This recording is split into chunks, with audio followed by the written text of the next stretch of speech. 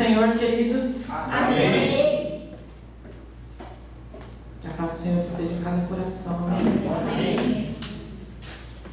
Hoje eu quero falar sobre tempo. Amém. Eu não, é o Espírito Santo. Amém. Se eu falar para você algumas coisas, eu tenho certeza que se eu der algumas referências, você vai lembrar de algum texto bíblico. Então, conforme eu falar, você pode falar se você souber. Amém? Quando a gente fala de 40 anos, o que vocês lembram? Deserto. Quem passou pelo deserto? Ou quem está passando? Terceiro dia. Ressurreição. 40 dias. Esse é mais difícil. Não. Não é. É o quê? Não. Não. Deserto é 40. Mas não é dias. Vamos, gente, pensa. 40. Vou dar uma dica, está em Gênesis. Hã? Alguém falou? Dilúvio. Muito bem. 3 vezes ao dia? Oração. 33 anos. Vocês veem como o tempo, períodos, tempos, anos são importantes para a nossa vida? Eles marcam a nossa vida de alguma forma. Vocês veem que até mesmo os que são mais recentes, os convertidos mais recentemente já ligam. A gente já tem essa ligação com o tempo. Uma das primeiras palavras que a gente ouve na nossa vida são os 40 anos de deserto, que nem era para ter sido tudo isso, não é verdade? Mas eu quero começar com um texto que está no capítulo de João, capítulo 2, livro de João, capítulo 2, versículo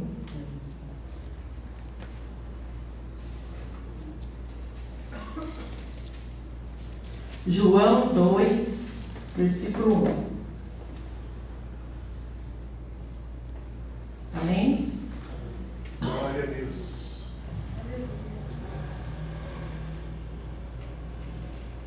3 dias depois, houve um casamento em Caná da Galileia, e a mãe de Jesus estava ali. Jesus também foi convidado com os seus discípulos para o casamento. Tendo acabado o vinho, a mãe de Jesus lhe disse: eles não têm mais vinho. Mas Jesus respondeu: por que a senhora está me dizendo isso? Ainda não é chegada a minha hora. Então ela falou aos serventes: façam tudo o que ele disser. Estavam ali 6 potes de pedra que os judeus usavam para as purificações, e em cada um cabiam cerca de 100 litros. Jesus lhes disse: encham de água esses potes. E eles os encheram totalmente. Então lhes disse: agora tirem um pouco e levem ao responsável pela festa. Eles o fizeram. Quando o responsável pela festa provou a água transformada em vinho, ele não sabia de onde tinha vindo, por mais que os serventes que haviam tirado a água soubessem. Chamou o noivo e lhe disse: todos costumam servir o primeiro o vinho bom, e quando já beberam muito, servem o vinho inferior. Você, porém, guardou o melhor vinho até agora. Assim, em Caná da Galileia, Jesus deu início aos seus sinais. Ele manifestou a sua glória e os seus discípulos creram nele. Depois disso, ele foi para Cafarnaum com a sua mãe, seus irmãos e seus discípulos, e ficaram ali não muitos dias. Aqui no começo do livro de João, um capítulo antes, um pouco antes, Jesus tinha acabado de conhecer alguns discípulos, tinha acabado de chamar alguns discípulos. Então, assim, eles ainda não tinham tanta certeza do ministério de Jesus. Já tinham ouvido falar. Quando eles o conheceram, ele verdadeiramente é o Cristo, o enviado. Só que naquele momento, na festa, estavam todos distraídos. E aqui, nesse momento em que o vinho acaba, a mãe de Jesus fala: está na hora. E ele fala: não é chegada a minha hora. Só que ele obedece porque ele é o filho e ela era a mãe. Mesmo ele sendo Cristo, ela ainda era autoridade sobre a vida dele. E olha o que acontece. O primeiro milagre de Jesus. Só que mesmo os discípulos andando com Jesus já há um tempinho e ouvindo a sua palavra, eles precisaram ver para crer. Eles precisaram ver o milagre acontecer ali. E os primeiros discípulos aqui nesse texto, já tinha Pedro, já tinha André, se eu não me engano é Natanael, não, como ele chama? Natanael. Então já tinham alguns discípulos que já estavam caminhando com o Senhor. Mas Deus preparou a hora certa para eles verem o primeiro milagre e crerem verdadeiramente. Então, por mais que Jesus falasse naquele momento que não era chegada a hora, aquela era a hora certa. E dali foi o primeiro milagre, dali começou a acontecer verdadeiramente o ministério de Jesus. Mas eu gosto muito de pensar, desde quando eu comecei a ler a palavra, eu fico pensando e conversando com Deus a respeito de tudo que Jesus viveu antes desse dia. Antes dele sair para viver o ministério dele. Ele foi preparado por Deus, eu tenho certeza. Ele era um filho obediente. Ele era um amigo. Ele era irmão de alguém. Ele não era só o filho de Deus. Ele era um amigo, meu vizinho carpinteiro. Ele era um homem de testemunho, com certeza. Mas ainda não tinha chegado a hora dele manifestar a glória dele. Ainda não tinha chegado a hora dele ser impulsionado para viver o ministério dele. O que eu quero falar a respeito do tempo é que tudo tem a sua hora. Glória a Deus. E por mais que a gente esteja passando momentos difíceis na nossa vida, a gente tem que aprender a viver uma hora por vez, um momento por vez. Cada coisa acontece no seu tempo. Em Eclesiastes fala isso.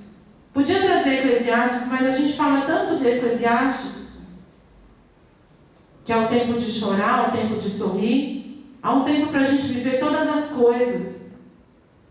E o que eu quero falar com você hoje é sobre isso. O tempo da luta que você vive. Quanto tempo vai durar? Eu não sei. Eu sei o tanto que já durou algumas lutas que eu passei. Isso eu sei. Mas enquanto a gente está vivendo a luta, aquilo parece que não tem fim. Quando a gente está vivendo uma enfermidade, parece que não tem fim. Só que é nessa hora que a gente aplica a nossa fé. Como a pastora Elisa falou aqui, da questão da substância, começa a acreditar no que você realmente quer viver. Já estou curado. Essa luta já tem fim, ela tem data exata, momento exato para findar. Nós temos que trabalhar nossa fé nesse momento de luta. Porque se a gente ficar deitado, a luta não vai terminar. O soldado que fica deitado, ele não luta. A luta vai ficar lá, vai ficar lá rodando, rodando, rodando. Por que eu falei do pessoal do deserto? Do pessoal, parece uma galera, né? Por que eu falei do povo do deserto? Porque não era para ter durado 40 anos. O que fez durar 40 anos, acho que era 40 dias, que é o tempo, o percurso que sai do Egito até o mar, até a terra prometida. Não era tudo isso. Eles ficaram rodando em círculos, por quê? Por causa da própria falta de fé, desobediência, murmuração. Uma hora a fé está aqui, outra hora a fé está lá embaixo. Todos nós temos recaídas. Todos nós passamos momentos de frieza espiritual. Todos nós passamos, infelizmente, momentos de incredulidade. Só que a gente não pode se abater por isso. Porque isso muda a nossa trajetória. Eles tiveram milagres assim, só de ficar imaginando que durante o dia tinha uma coluna de fogo, uma coluna protegendo do sol, e à noite uma coluna de fogo iluminando, eu já tentaria levar minha vida numa fé mais elevada, porque isso já é um milagre. A comida de todos os dias, o maná era suficiente para alimentar, para sustentar. Né? Eu até comendo carne faz não sei quanto tempo que eu não como carne. Murmuração. A palavra diz que murmuração atrai um demônio que tem um nome: destruidor. Murmuração. A única pessoa que pode murmurar somos nós. A gente tem o dom de murmurar. Quantas vezes no nosso dia a gente reclama de tudo? Ai, tá calor. Ai, tá frio. Ai, não tenho uma roupa. Ai, não tenho isso. A gente só reclama. Quando eles saíram do Egito, que eles atravessaram o mar, eles fizeram festa. Só que a festa durou pouco.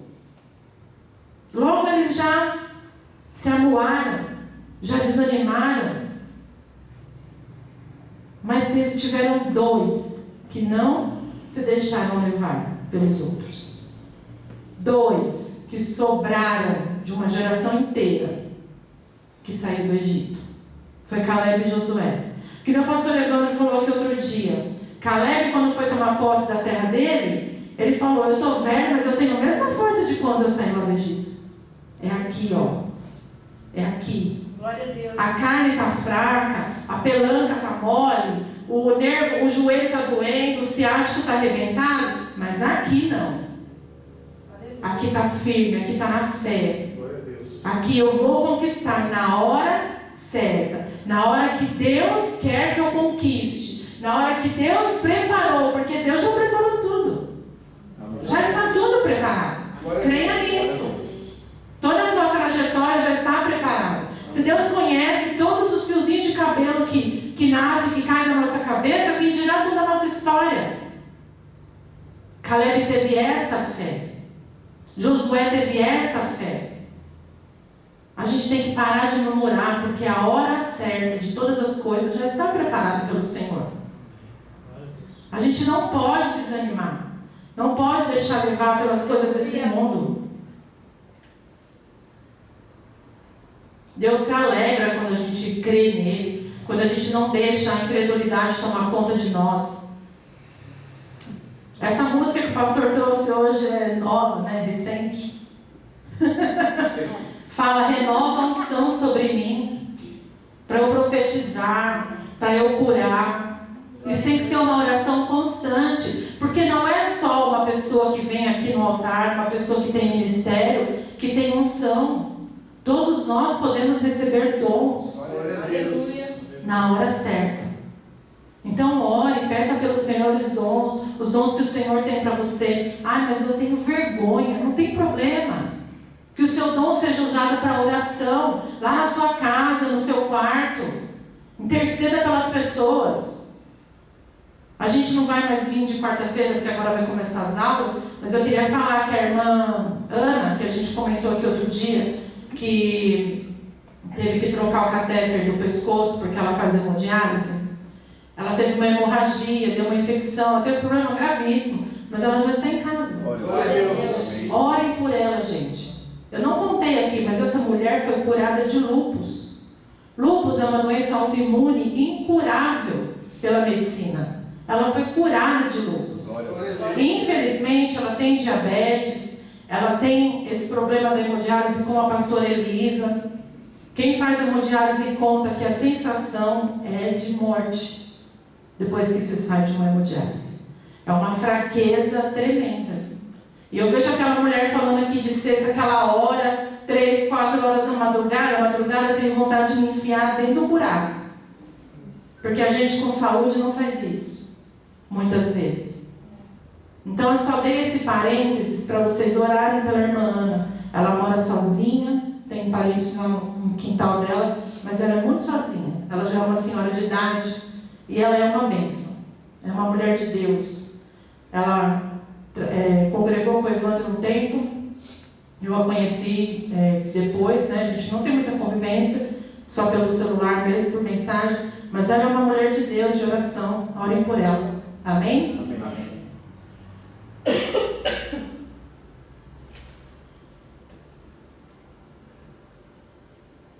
Quando eu falei do dilúvio, foi o Davi que falou do dilúvio? Quando Noé entrou naquela arca com a família dele, ele não tinha noção do que poderia acontecer, porque a gente sabe que naquela época ainda não chovia. Brotava um orvalho e molhava a plantação, as terras e tudo, e não chovia. Então, quando ele entrou naquela arca com a família dele, ele não tinha noção do que poderia acontecer. Não tinha. Mas até mesmo como o pastor pregou aqui um dia, ele creu em uma palavra. Glória a Deus. Deus deu uma ordem para ele, bem específica, com vários detalhes. E ele ouviu aquilo. E ele batalhou por aquilo. Ele perseverou por aquilo. Ele construiu a arca, que é tipo um elefante branco, né? Uma coisa assim, exorbitante. Não tinha aquilo naquela época. E a família dele creu junto com ele. Aleluia. Isso mostra a comunhão daquela família. Eles entenderam o processo, o projeto que Deus tinha. E quando eles entraram dentro daquela arca, a Bíblia não fala como era lá dentro. Mas a gente pode imaginar. Um monte de animais. Imagina o cheiro. Né? E tudo fechado. Deus fechou. Deus selou as portas com um betume. Deus fechou. Então eles podiam ter medo? Podiam. Podiam ficar incrédulos. A gente vai morrer aqui dentro. Vai dar uma ventania, o negócio vai virar e a gente vai morrer aqui dentro. A Bíblia não fala isso. Mas eu creio que aquele povo, aquela família abençoada, só estava aguardando a hora certa daquela arca pousar não, parar em algum lugar e a água baixar. Eles estavam esperando o momento certo de ver a luz do sol, que nem quando aparece o pombo que vem voando. Eu fico imaginando a alegria deles quando abriram as portas. Porque é fácil falar da luta que eles passaram. É fácil, a gente comenta aqui, a luta foi grande. Tudo que eles passaram, a vergonha que eles devem ter passado, humilhados pela vizinhança. Porque ali fala da família dele, ele com os filhos e as noras. Mas e o resto dos parentes? Não é, deve ser louco, imagina, não fala da sogra, né? Não fala das sogras, não fala de mais ninguém. Eles foram escolhidos para viver algo especial que Deus tinha para eles. E aí Deus resguardou aquela família num momento em que nada sobrou. Então eles aguardaram, fechados, no escuro, que a gente não sabe como era lá dentro. Nos dias de hoje, será que a gente aguentaria isso? Passar por uma luta, é uma prova isso. Ouvir a voz de Deus, obedecer e esperar. Muitos de nós estamos vivendo isso. Eu recebi, estou passando aí por uma prova. Deus me colocou para que eu possa crescer, para que eu possa aprender, para que eu possa mudar, mas está doendo, está difícil, eu não vejo a hora de acabar. Todos nós vivemos isso. O Senhor quer nos fortalecer. Nos fortalecer. Porque eu tenho certeza que depois que Noé saiu daquela arca, aquela família saiu muito mais fortalecida. Muito mais cheia de fé. Porque eles viram, aquilo foi um tremendo milagre. Eles viram a grande obra que Deus fez de salvação na vida deles. E eu quero declarar sobre a sua família salvação. Que a salvação do Senhor entre por toda a sua parentela, mesmo que não seja por meio da sua vida, mas que de alguma forma o Senhor alcance todas as pessoas da sua família. Todas. E até mesmo aqueles que não são parentes de sangue, mas que você considera, que você tem amizade, que você tem amor, que você tem aquela afinidade, a irmandade. Que a salvação do Senhor entre nessas casas. E que se você se dispor a levar a palavra do Senhor, que você abra a sua boca. Abra a sua boca. Que a gente sabe que todo mundo vai ter a sua hora de ouvir a palavra de Deus. Todos nós tivemos o nosso momento de conversão, de encontro com o Senhor. E eu creio e declaro sobre essas vidas que elas também terão. E elas receberão o Senhor com amor. Em nome de Jesus.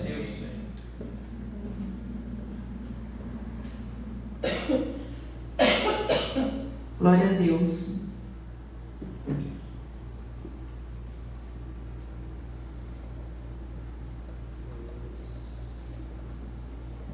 Eu pedi permissão para a Cris para falar a respeito do que ela passou. A Cris teve um câncer de mama avassalador, muito forte. né? Eu não me esqueço no dia que ela me mandou a mensagem. Ela estava meio atordoada e eu falei assim: Cris, e aí, como foi o resultado que ela tinha levado para o médico? Aí ela me manda, desse jeito. Ela nem falou: oi, tudo bem, a notícia é ruim. Ela já tacou logo: é maligno, é raro e é maligno. Aquilo na hora, eu conheço a igreja já tem um tempo, a gente tem uma amizade além da igreja. E aquilo na hora me doeu, mas de uma maneira que eu não sei até hoje explicar. E eu pedi ao Senhor que me ensinasse a apoiar, porque eu nunca tinha passado aquilo. Eu sei, eu não quero comparar o que eu senti em relação ao que eles sentiram como família, mas eu quero falar sobre como eu me senti como amiga. Porque a palavra maligno, ela é como um dardo. Você lê lá maligno, nossa, tira o chão. Por mais que você tenha fé, por mais que você esteja firmado no Senhor, aquilo tira o chão da gente. As pernas tremiam, a boca secava. E agora? O que eu falo? Eu falei: meu Deus, o que eu falo? Aí eu falei: Senhor, só me ensina. Me ensina como eu devo apoiá-la.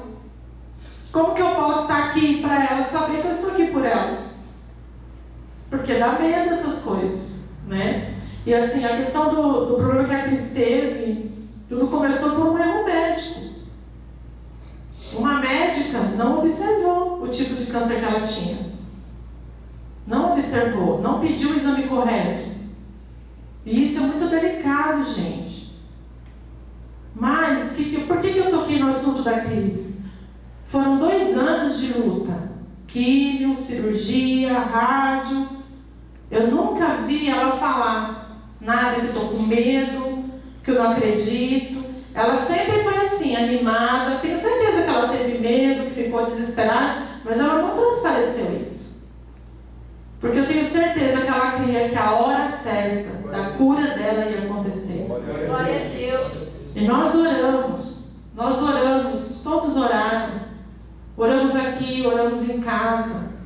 Porque nós cremos que o Senhor tinha algo tremendo para fazer na vida dela. E que a hora certa dessa cura ia chegar. E não tem nada mais glorioso do que você receber a vitória.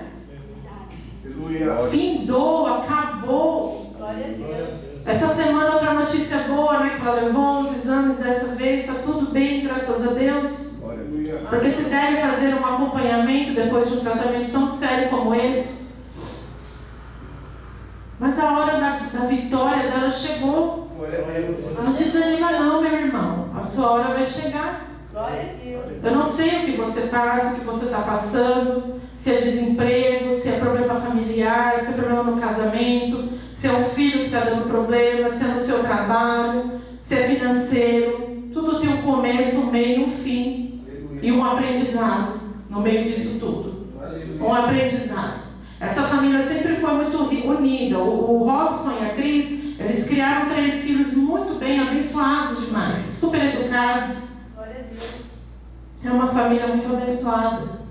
Mas eu tenho certeza que com toda essa dor, eles se fortaleceram muito mais. Glória a Deus. Aleluia. E buscaram mais a Deus. O que a gente não pode fazer é, na hora da angústia, na hora do desespero, deixar Deus de lado. Coloca Deus no centro de tudo. No centro. Como Moisés e Caleb fizeram. Coloca Deus no centro do seu problema. Olha para Ele. Não olha assim para o problema. Não olha para a dor. Não olha para o seu resultado de exame. Não olha para isso. Olha para o céu. Olha para o Senhor. Porque é dolorido? É dolorido. Nós somos humanos. Nós somos fracos. Nós nos rendemos às coisas fúteis muito fácil. É muito fácil da gente se perder. É assim, ó. Porque o diabo, ele nos tenta naquilo que é a nossa fraqueza. Ele não vai nos sustentar no que a gente é forte. Ele pega o nosso ponto fraco e torce, retorce, para que você deixe Deus de lado e olhe para o seu problema, mas não olha não. Não olha não. Erga a sua cabeça e olha para o alto. A sua hora vai chegar. A hora da sua vitória está chegando. Vai doer mais um pouco, às vezes pode ser que doa mais um pouco. Eu não sei o tempo, mas Deus sabe. A gente tem que confiar no tempo dele, porque a palavra diz que o tempo de Deus não é igual ao nosso. O pensamento dele não é igual ao nosso, ele não pensa como a gente. A nossa mente é muito limitada para ele. Ele já tem tudo pronto, a gente só precisa pensar. Pensar naquilo que a gente quer, pensar nas coisas resolvidas, imaginar o problema resolvido, imagina a sua família em paz, imagina o seu trabalho em paz, imagina as suas contas pagas, imagina o seu nome limpo se você está com problema financeiro. Traz a memória as coisas que te dão esperança, busca lá no fundo. Ah, mas eu estou sem força, chega de murmurar. Chega de murmurar. Você está fraco, pede ajuda para alguém. A igreja está aqui de portas abertas. A gente não vai ficar fazendo fofoca do seu problema. Pede ajuda. Noé não teve ajuda. Josué e Caleb não tiveram ajuda, eles foram ajudadores de Moisés. Jesus, na hora que precisou, não teve ajuda. Vamos ali que eu vou orar, vocês ficam vigiando. Quando ele voltou, eles estavam fazendo o quê? Dormindo. Vamos nos ajudar como igreja. Nós precisamos sim um do outro. E podemos contar um com o outro. Somos uma igreja pequena. A gente precisa se fortalecer. Glória a Deus. Glória a Deus. Eu quero ler mais um pouco aqui no livro de João, no capítulo 20.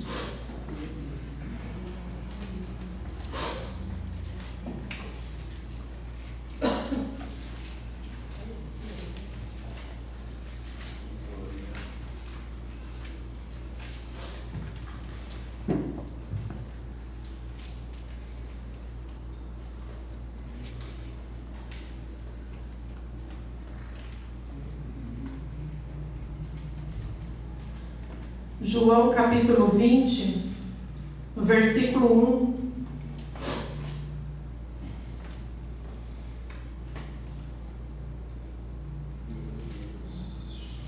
Diz assim: no primeiro dia da semana, de madrugada, quando ainda estava escuro, Maria Madalena foi ao túmulo e viu que a pedra da entrada tinha sido removida.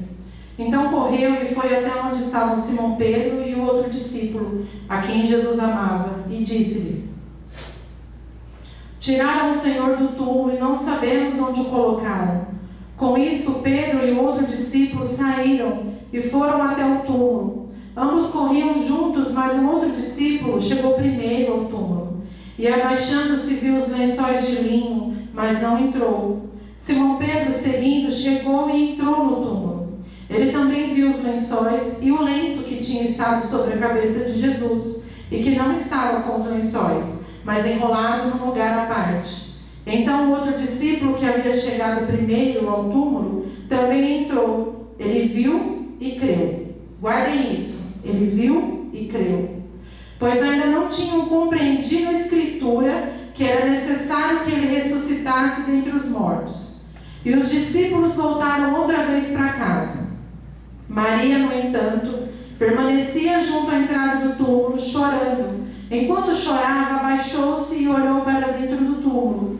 Ela viu 2 anjos vestidos de branco, sentados onde o corpo de Jesus tinha sido colocado, um à cabeceira e outro aos pés. Então eles perguntaram: mulher, por que você está chorando? E ela respondeu: porque levaram meu Senhor e não sei onde o puseram.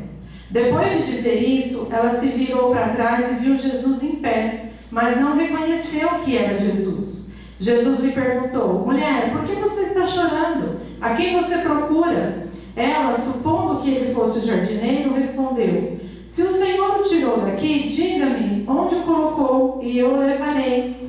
Jesus disse: Maria.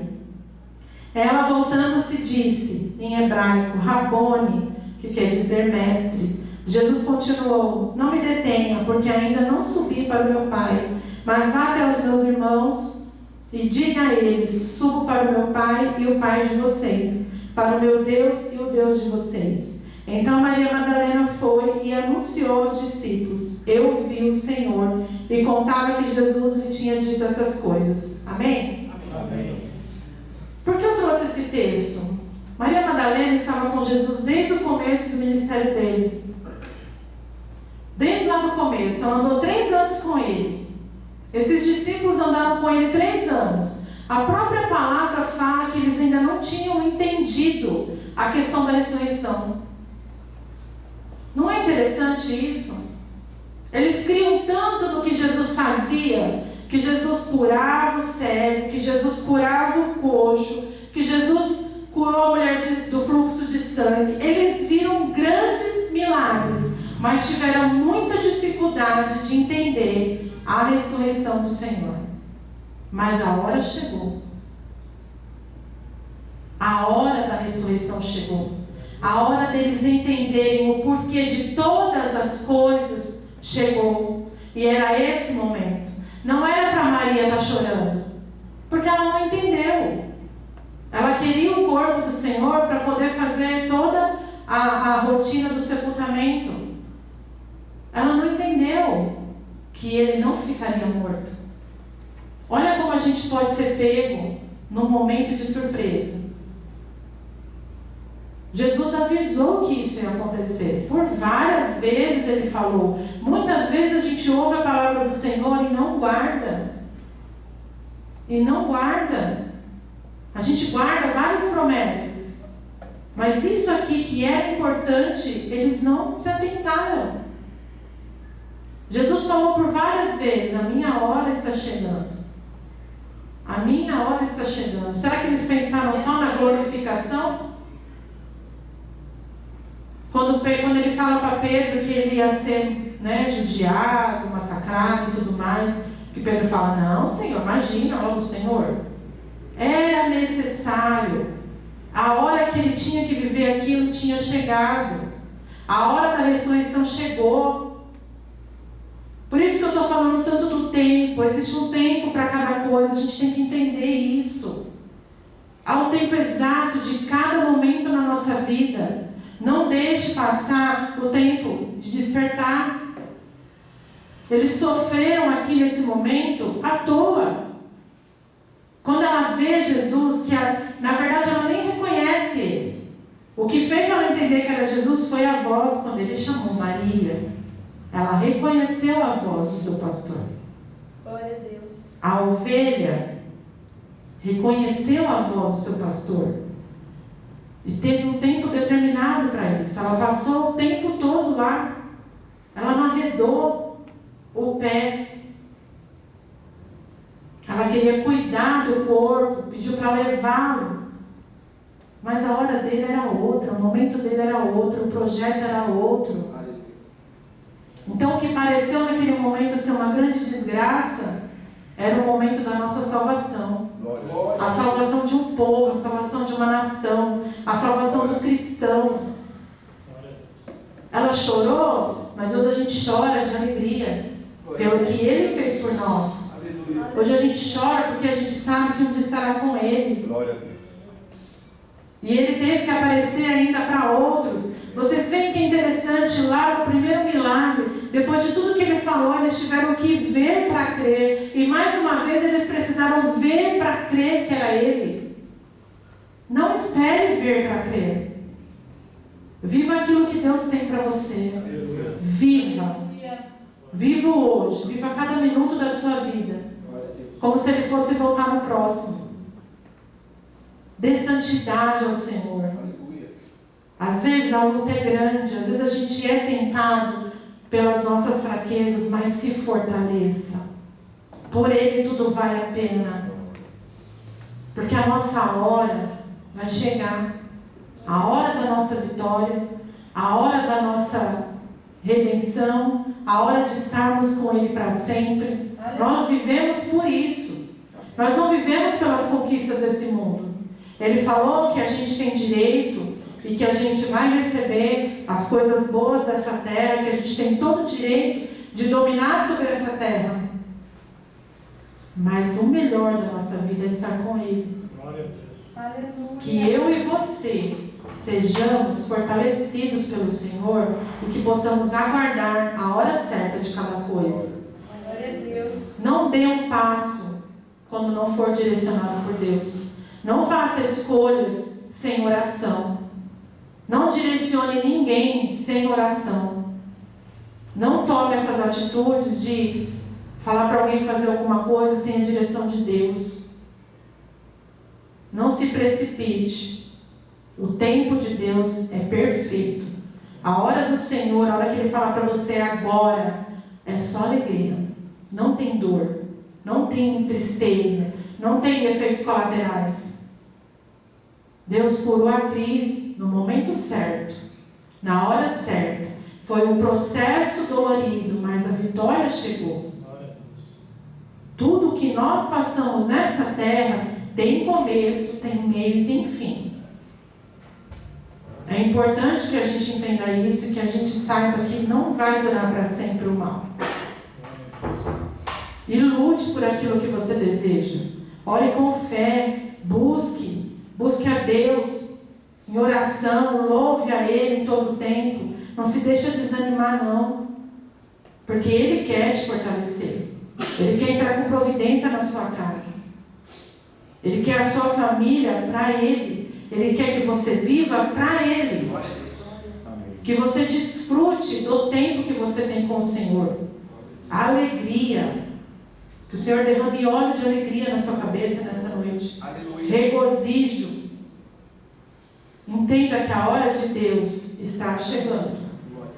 A hora do Senhor que é perfeita. Amém, meus irmãos? Amém. Eu gostaria de orar com vocês. Em nome de Jesus.